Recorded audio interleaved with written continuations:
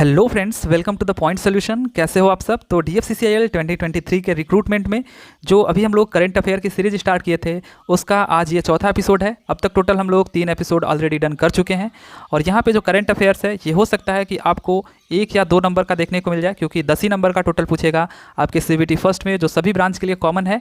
हो सकता है कि एक भी क्वेश्चन ना पूछे, क्योंकि 10 ही नंबर है तो कितना पूछ लेगा। बट जो आपका CBT सेकेंड होना है, CBT सेकेंड, वो आपका जो एग्जीक्यूटिव ऑपरेशंस एंड BD के लिए केवल होना है ये, ठीक है। तो OP एंड BD के लिए जो क्वेश्चन पेपर होगा, इसमें प्रीवियस ईयर में देखा गया है कि लगभग आपको जो जरूर 2 या 3 क्वेश्चन पूछ देता है, ठीक है। तो 24 नंबर का उसमें पूछता है, जिसमें 2-3 नंबर आपके करंट अफेयर से ही होते हैं, जो कि इंडियन रेलवे या फिर DFCCIL के होते हैं, राइट। और यहाँ पे हम लोग अभी जस्ट 2022 के जो करंट अफेयर्स थे इंडियन रेलवे के, उनको देख रहे थे। तो चलिए फिर मूव करते हैं हम लोग सीधे क्वेश्चंस की तरफ। तो आज का जो पहला क्वेश्चन है वो आपके सामने है कि अप्रैल 2022 में प्रधानमंत्री नरेंद्र मोदी ने कहां पर 9000 अश्वशक्ति विद्युत रेलवे इंजन के निर्माण की आधारशिला रखी। So where did prime minister Narendra Modi lay the foundation stone for the construction of 9000 horse power electric railway engine in April 2022।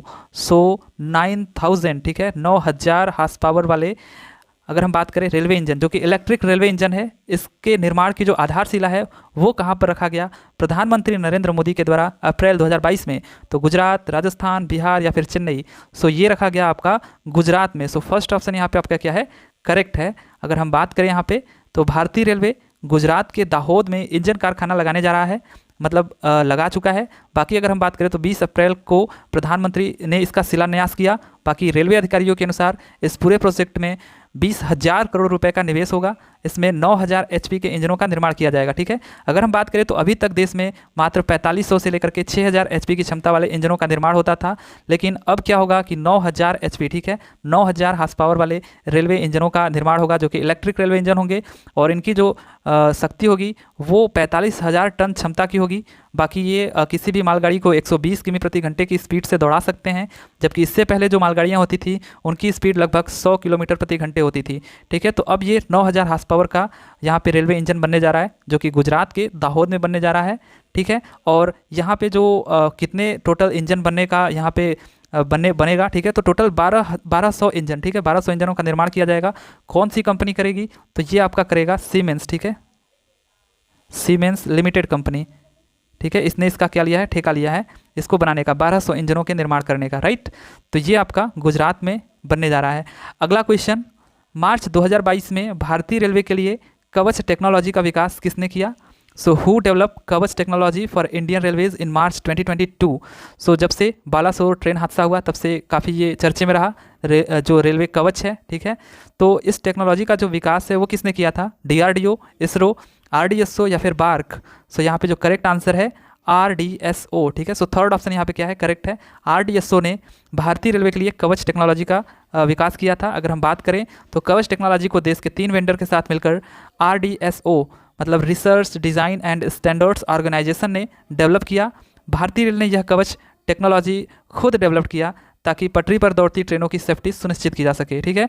बाकी RDSO ने इस टेक्नोलॉजी के इस्तेमाल के लिए जो ट्रेन की स्पीड लिमिट रखी है वो कितनी रखी है कि अगर आप 160 किलोमीटर प्रति घंटे के स्पीड के नीचे हो, तब यहाँ पे अगर कोई ट्रेन आपके सामने आ जाती है तो यहाँ पे जो इसका ब्रेकिंग मैकेनिज्म होता है वो अपने आप स्टार्ट हो जाएगा, मतलब ब्रेक लगना स्टार्ट हो जाएगा और यहाँ पे जो गाड़ियों की टक्कर है वो बच सकती है। हालांकि जहाँ पे ये दुर्घटना हुआ था बालासोर में, हो सकता है कि वहाँ पे बताया जा रहा है जांच में कि ये टेक्नोलॉजी अभी वहाँ पे लगाया नहीं गया था, क्योंकि स्टार्टिंग में इनका लक्ष्य था कि पहले 2000 रूट किलोमीटर पे इनको बिछाया जाए, ठीक है, मतलब लगाया जाए, बिछाया किया जाए, मतलब इस टेक्नोलॉजी का यूज़ किया जाए 2000 रूट किलोमीटर तक। उसके बाद इन्होंने कहा था कि हर साल लगभग 4000 से 5000, ठीक है, रूट किलोमीटर पे इसको धीरे धीरे विकसित किया जाएगा। लेकिन यहाँ पे उससे पहले ये रेल हादसा हो जाता है। तो ये जो टेक्नोलॉजी था किसने इसको विकसित किया था, research design and standards organisation, ठीक है, RDSO। सो ये आपको याद रखना है। अगला क्वेश्चन है हमारा कि मार्च 2022 में भारतीय रेलवे द्वारा कहाँ विश्व की कुश्ती अकादमी की स्थापना हुई। So where was the world wrestling academy established by the Indian railways in March 2022। So ये जो ऑप्शंस आपके हैं, किशनगंज, यहाँ पे दिल्ली कर लीजिए, ठीक है, किशनगंज दिल्ली, या फिर भुसावल महाराष्ट्र, या फिर वडोदरा गुजरात, या फिर बेला बिहार में। तो अगर हम बात करें, थोड़ा सा स्पोर्ट्स से ही न्यूज़ है हालांकि, लेकिन ये रेलवे द्वारा बनाया गया है, जो वर्ल्ड रेसलिंग एकेडमी है, मतलब कि विश्व की कुश्ती अकादमी। तो ये कहाँ पे बनाया गया है? तो ये किशनगंज रेलवे स्टेशन, दिल्ली, ठीक है। ये आपका करेक्ट आंसर है, किशनगंज में इसको बनाया गया है। काफ़ी अत्याधुनिक सुविधाओं से ये लैस होगा, ठीक है, और बहुत बड़ा बनाया गया है ताकि यहाँ पे जितने भी रेसलर्स हैं वो आकर के अपना फ्यूचर बना सके, ठीक है। तो कुछ इस तरीके का आपको दिखेगा किशनगंज रेलवे स्टेशन पे। ये आपका पहला रेसलिंग एकेडमी है, ठीक है, मतलब रेलवे की तरफ से, राइट। अगला क्वेश्चन देख लेते हैं कि किस रेलवे जोन का 100% इलेक्ट्रिफिकेशन मार्च 2022 तक कर लिया गया था। 100% electrification of which railway zone was done by मार्च 2022। तो ये क्वेश्चन तो काफ़ी पुराना हो चुका है, क्योंकि अभी तक अगर हम बात करें जो अपडेट है, ठीक है, अप्रैल अगर हम बात करें 2023 का, तो अब तक कितने टोटल जो रेलवे जोन है जिनका इलेक्ट्रिफिकेशन 100% हो चुका है, तो टोटल 7 हैं, ठीक है। ऐसा मतलब काफ़ी सारे वेबसाइट पे बताया गया है, लेकिन यहाँ पे मेरे पूछने का जो मेन रीज़न था कि कोंकण रेलवे, ठीक है, कोंकण रेलवे ऐसा रेलवे है जहाँ पर पहले तो ये जो रेलवे है, जो रेलवे जोन है, इसका जो यहाँ पे जो रेलवे लाइनें बिछाई गई हैं वहीं बिछाना काफ़ी मुश्किल था, क्योंकि आप जानते हो इसके बारे में मैंने काफ़ी सारी चीज़ें बताई हैं। तो ये जो कोंकण रेलवे जोन है, अब इसका 100% इलेक्ट्रिफिकेशन भी हो चुका है, ठीक है, मार्च 2022 तक। सो फोर्थ ऑप्शन यहाँ पे क्या है, करेक्ट है। अगर मार्च 2022 तक पूछता है तो कोंकण रेलवे का आपको बताना है कि 100% इलेक्ट्रिफिकेशन हो चुका है। लेकिन वहीं पे अगर हम बात करें तो टोटल 7 ऐसे और रेलवे जोन हैं जिनका अप्रैल 2023 तक फुल्ली 100% इलेक्ट्रिफिकेशन हो चुका है। कौन कौन से हैं वो? तो एक आपका है ईस्ट कोस्ट रेलवे, दूसरा आपका है नॉर्थ सेंट्रल रेलवे, तीसरा आपका है नॉर्थ ईस्टर्न रेलवे, चौथा है ईस्टर्न रेलवे, पांचवा है साउथ ईस्टर्न रेलवे, और छठा है वेस्ट सेंट्रल रेलवे, और सातवां और आखिरी है हमारा सेंट्रल रेलवे। तो यहाँ पे वेबसाइट कोंकण रेलवे को पता नहीं क्यों नहीं लेते हैं रेलवे जोन में। इसी वजह से मैं कहता हूँ कि इसमें थोड़ा कन्फ्यूज़न रहता है कि टोटल जो आपके जोन हैं वो 18 हैं या फिर 19 हैं। अगर आप कोंकण रेलवे को लेते हो तो 19 हो जाएंगे, अदरवाइज 18 हैं। तो अगर आपको एग्जाम में दिखे 19 ऑप्शन में तो 19 पे टिक करिएगा, अदरवाइज तो 18 तो है ही आपके, ठीक है। सो यहाँ पे भी इन्होंने कोंकण रेलवे को नहीं लिया, जबकि ये मार्च 2022 में ही इलेक्ट्रिफिकेशन यहाँ पे 100% हो चुका है, ठीक है। तो अगर हम बात करें तो सबसे न्यूवेस्ट जो इलेक्ट्रिफिकेशन हुआ जस्ट अभी अप्रैल 2023 में, वो किसका हुआ? सेंट्रल रेलवे का, ठीक है। तो यहाँ पे Central Railway CR zone has achieved a milestone with 100% electrification of the entire BG network. और ये बीजी का है, ठीक है, मतलब ब्रॉड गेज नेटवर्क की बात करी जा रही है यहाँ पे। तो टोटल यहाँ पे जो सेंट्रल रेलवे था उसका 3825 किलोमीटर रूट लेंथ था। तो यहाँ पे इसका इलेक्ट्रिफिकेशन अप्रैल 2023 तक होने के साथ साथ ये आपका कौन सा जोन बन गया है? 7th, ठीक है, 7th जोन बन गया है जो फुल्ली क्या है, इलेक्ट्रीफाइड हो चुका है। और वहीं पे अगर हम बात करें तो ऐसा बोला गया था कि दिसंबर 2023 तक टोटल ब्रॉड गेज का इलेक्ट्रिफिकेशन हो जाएगा, ठीक है, इंडियन रेलवे का। लेकिन अब इसको बढ़ा करके कर दिया गया है 31 मार्च, ठीक है, 31 मार्च 2024 तक, ठीक है, इतने तक बढ़ा के कर दिया गया है कि अब तक इसका क्या हो जाएगा? इलेक्ट्रिफिकेशन हो जाएगा। टोटल जो ब्रॉड गेज है उसका 90% अभी तक इलेक्ट्रिफिकेशन हो चुका है, केवल 10% है, मतलब हर रेलवे जोन के कुछ ही कुछ परसेंट बचे हैं इलेक्ट्रिफिकेशन होने को। लेकिन ऐसा बोला जा रहा है कि ये जो है 31 मार्च 2024 तक इसका क्या हो जाएगा? फुल्ली इलेक्ट्रिफिकेशन हो जाएगा, राइट। अगला क्वेश्चन देख लेते हैं। अगला जो क्वेश्चन है हमारा, मेक इन इंडिया पहल के तहत स्वदेशी रूप से निर्मित एल्यूमिनियम बॉडी कोच वाली मेट्रो रेल परियोजना कौन सी है? So which is metro rail project with indigenously manufactured aluminium body coaches under make in India initiative. So यहाँ पे मेक इन इंडिया के तहत आप देख सकते हो एल्यूमिनियम बॉडी कोचेज़ को, ठीक है, मतलब एल्यूमिनियम के आपके जो कोचेज़ होंगे वो एल्यूमिनियम के होंगे। तो ये पूछ रहा है कि कौन सी मेट्रो रेल परियोजना की ये कौन से मेट्रो रेल परियोजना के तहत बनाई जा रही है? तो पुणे मेट्रो रेल परियोजना, या फिर कोलकाता मेट्रो रेल परियोजना, दिल्ली मेट्रो रेल परियोजना, या फिर लखनऊ मेट्रो रेल परियोजना। तो यहाँ पे जो फर्स्ट ऑप्शन है आपका पुणे मेट्रो रेल परियोजना आपका करेक्ट आंसर है यहाँ पे। सो मेक इन इंडिया पहल के तहत स्वदेशी रूप से जो निर्मित एल्यूमिनियम बॉडी कोच है ये आपका पुणे मेट्रो रेल परियोजना, ठीक है, ये आपका जो है ये पुणे मेट्रो रेल परियोजना है, इसके तहत बनाया जा रहा है। अगर हम बात करें यहाँ पे तो क्या क्या इसके फ़ायदे हैं, तो देश की पहली हल्के वजन की ट्रेन को हरी झंडी दिखाई गई। यह ट्रेन एल्यूमिनियम बॉडी से बनी देश की पहली हल्की ट्रेन है, इसे पुणे मेट्रो में चलाया जाएगा। ऐसी ट्रेन का निर्माण मेक इन इंडिया की अवधारणा की दिशा में एक बड़ा कदम है। वहीं पे अगर हम बात करें यहाँ पे एल्यूमिनियम बॉडी वाले जो कोच हैं, जो एल्यूमिनियम बॉडी वाले कोच हैं, ठीक है, ये क्यों लाना चाहता है रेलवे? तो एल्यूमिनियम बॉडी वाले जो कोच हैं इनके कई फ़ायदे हैं। एक तो स्टेनलेस स्टील की जो तुलना में अगर हम बात करें एल्यूमिनियम कोच के जो एल्यूमिनियम से बने कोच होते हैं वो हल्के होते हैं, इससे रेलवे को ईंधन समेत कई स्तर पर खर्च कम करने में मदद मिलती है।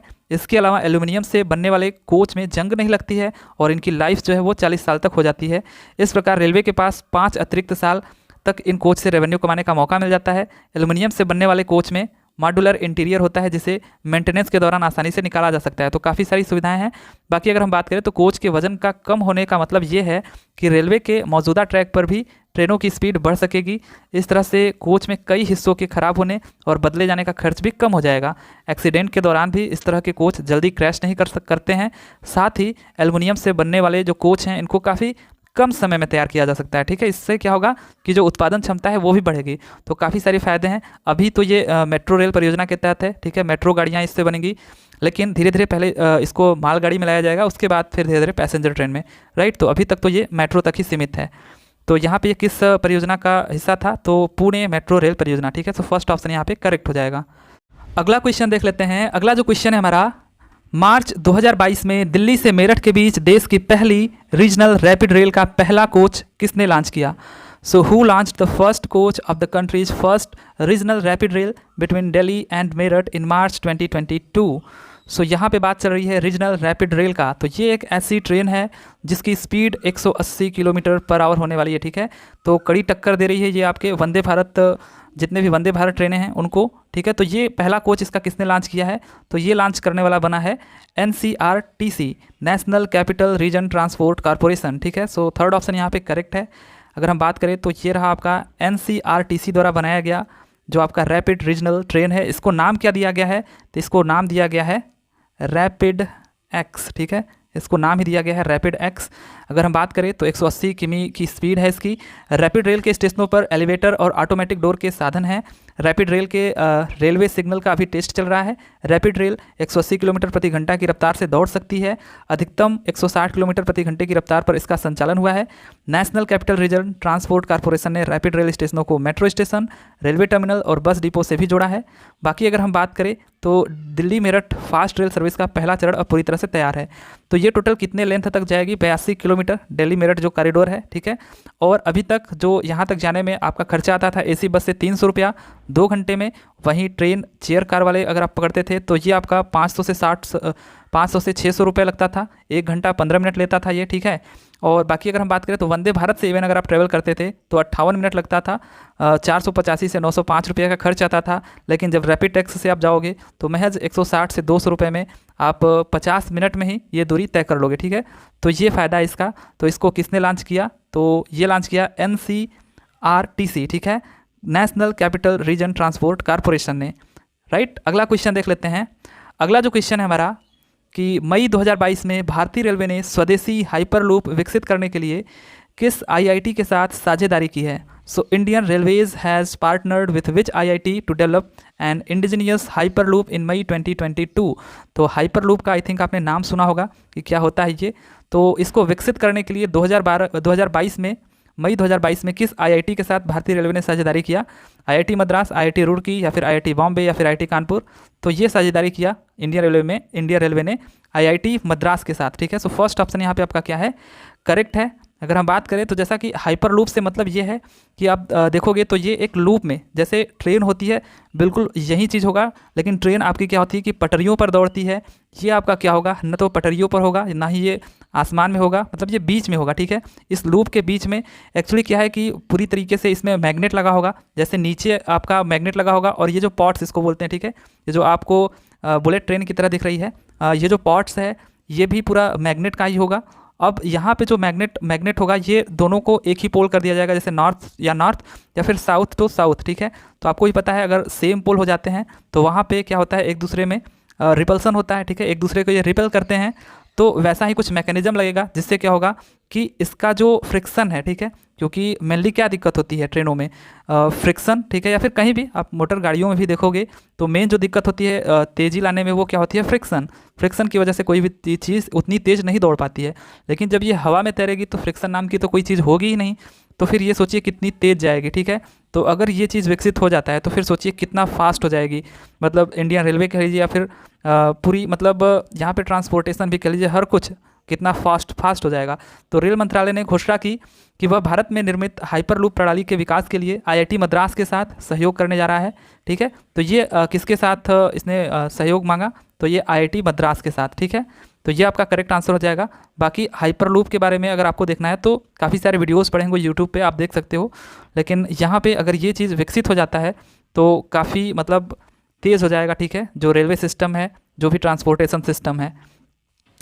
अगला क्वेश्चन देख लेते हैं। अगला जो क्वेश्चन है, जून 2022 में आयरन मैन ट्रायथलॉन को पूरा करने वाले पहले भारतीय रेलवे अधिकारी कौन बन गए हैं।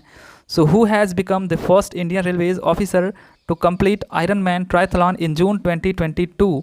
तो ये आपका एक क्वेश्चन थोड़ा सा ये भी स्पोर्ट्स से रिलेटेड है कि जून 2022 में आयरन मैन ट्रायथलॉन को पूरा करने वाले पहले भारतीय रेलवे अधिकारी कौन बन गए हैं।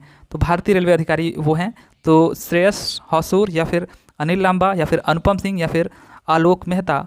तो श्रेयस हॉसूर बन गए हैं पहले रेलवे अधिकारी जिन्होंने आयरन ट्रायथलॉन को पूरा किया जून 2022 में। ठीक है, अगर हम बात करें यहाँ पे तो भारतीय रेल मंत्रालय ने सोमवार को ट्वीट कर यह घोषणा की कि 2012 बैच के भारतीय रेलवे लेखा सेवा मतलब IRAS अधिकारी श्रेयस हॉसूर ने रविवार को दुनिया के सबसे कठिन एकल दिवसीय खेल आयोजन द आयरन मैन ट्रायथलॉन को जर्मनी के हैम्बर्ग में सफलतापूर्वक पूरा किया। ठीक है, कहाँ पे, तो जर्मनी के हैम्बर्ग में।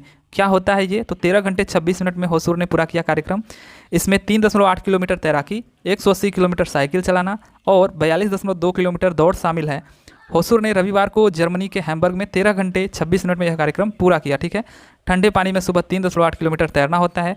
इवेंट के फिनिशर लोकप्रिय रूप से आयरन मैन के रूप में जाने जाते हैं। ठीक है, जो रेस की मांग के अनुसार मानसिक और शारीरिक शक्ति के अनुरूप होते हैं। प्रतिभागी हैम्बर्ग झील के ठंडे पानी में सुबह 6:30 बजे से 3.8 किलोमीटर तैरना शुरू करते हैं। इसके बाद 180 किलोमीटर ग्रामीण इलाकों में लंबी साइकिलिंग करते हैं और फिर 42.2 किलोमीटर की फुल मैराथन के साथ प्रतियोगिता समाप्त होती है। तो इसको इन्होंने जीत लिया है, द आयरन मैन ट्रायथलॉन अब ये कहलाते हैं। और ये कौन है, तो इंडियन रेलवे के एक अधिकारी हैं। ठीक है, कौन, क्या नाम है उनका, तो श्रेयस हॉसूर नाम है। ठीक है, 2012 बैच के भारतीय रेलवे लेखा के ये अधिकारी रह चुके हैं। राइट, अगला क्वेश्चन देख लेते हैं। अगला जो क्वेश्चन है कि मार्च 2022 में भारतीय रेलवे का पहला गतिशक्ति मॉडल कार्गो टर्मिनल किस मंडल में शुरू किया गया। So in which division was the first Gatishakti model cargo terminal of the Indian railways commissioned in March 2022।